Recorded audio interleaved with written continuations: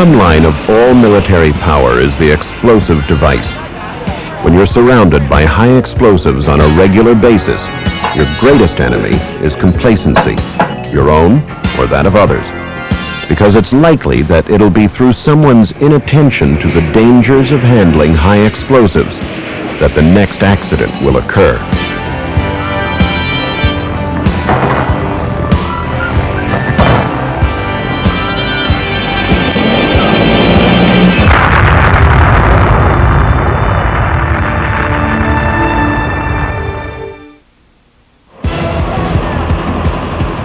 It's during the handling and transport of explosive devices that accidents are most likely to happen. Despite all the precautions, the regulations, and the drills, despite all the studies and lessons learned from past mistakes, what is perhaps the most critical element in explosive safety cannot be controlled by anyone other than you, the munitions maintenance or weapons loading crew member. That involves the human factor, or in other words, a number of different attitudes that have no place in an explosives handling environment. Attitudes such as overconfidence, excessive fear, debilitating gloom, simple carelessness, or in his case, spontaneous recklessness. Any of them, and a half a dozen others, can quickly lead to disaster.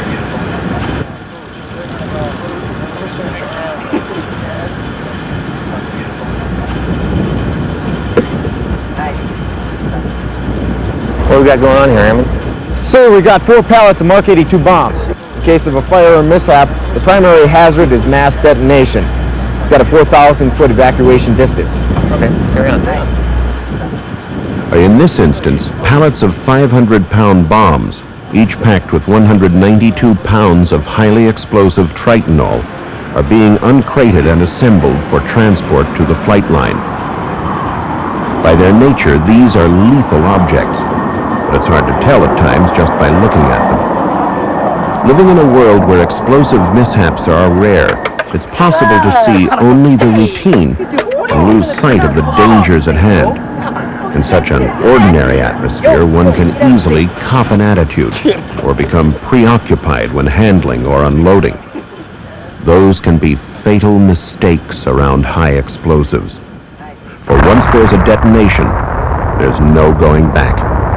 You can't regrow fingers or limbs if you're lucky enough to be alive to count them.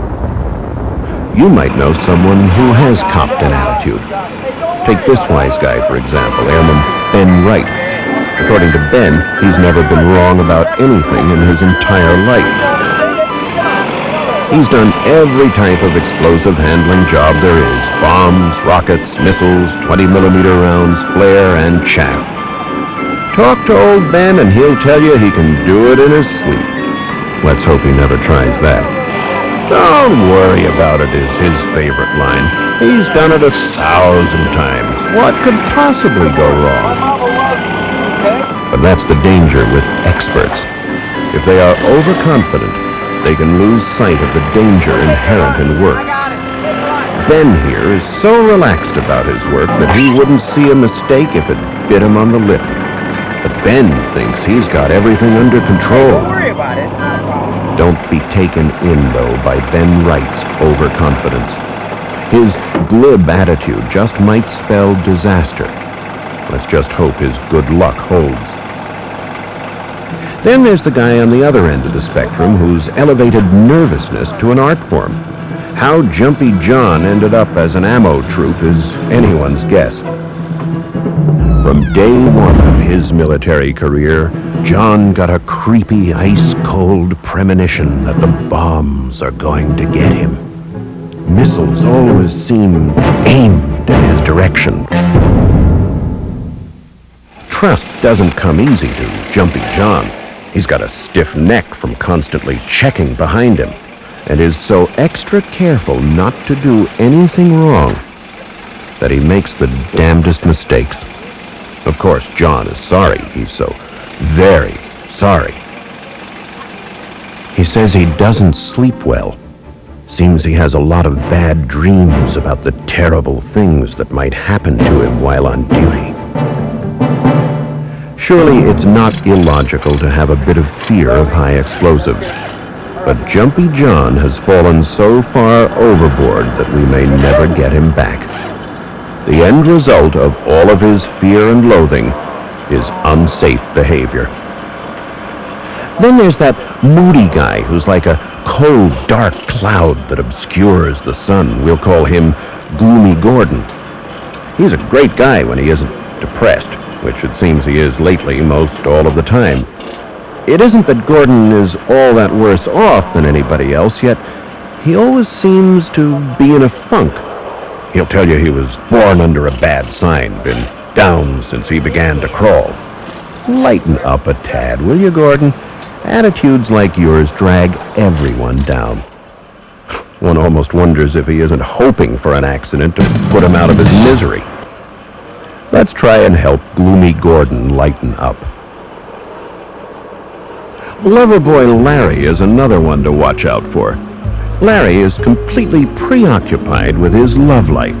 He's God's gift to women, or so he seems to think.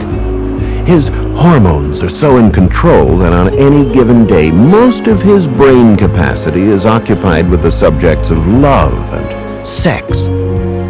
If he isn't all moony over last night's romance, he's pining away over his latest Dear John letter. I guess you could call him dreamy-eyed, although he's been called a lot worse. Old Loverboy often seems kind of tired. At least he sure seems to sigh a lot. Do you suppose that's from lack of oxygen from spending so much time on Cloud 9?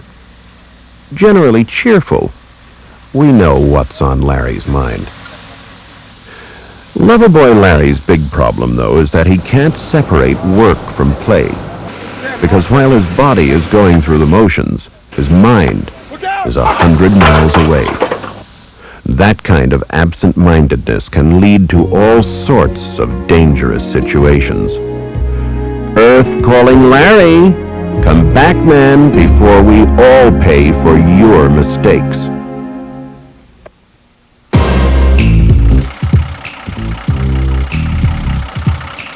Then there's the local hot dog. We'll call him Charlie Chance. It's a good name for this bonehead because if there's an opportunity to tempt fate, Charlie'll take it. Sole purpose of his life is to have fun. A permanent look of mischief seems implanted in his eyes. Charlie likes being a bad boy, but that's a dumb way to act around explosives. Do you think he's ever going to grow up? Will we still be breathing when he learns? Charlie's biggest problem is his unpredictability. One of these days he may lose his gamble. Just hope we're not part of the bet. Of course, these aren't the only personality types that are unsafe in an explosives environment.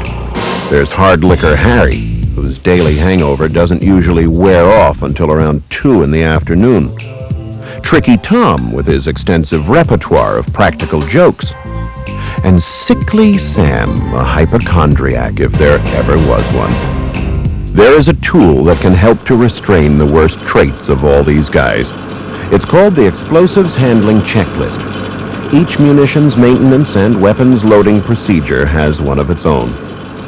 If it's followed correctly, the chances of an accidental detonation can be virtually eliminated. The problem, though, is getting all these mental cases to use it.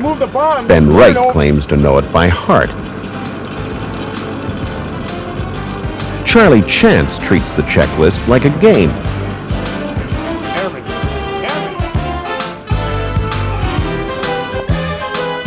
Then there's Gloomy Gordon, who refuses to bother with it. He thinks when his number is up, there's nothing he can do.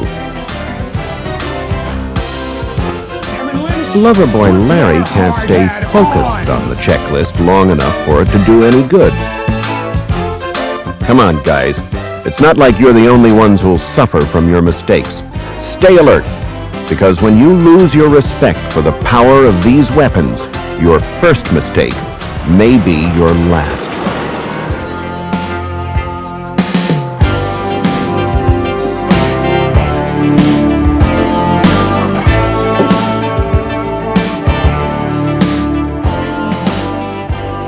You might say that you don't know anybody like Ben, John, Gordon, Larry, and Charlie. Or if you're really honest, you'll admit that there's a little of each of them in all of us.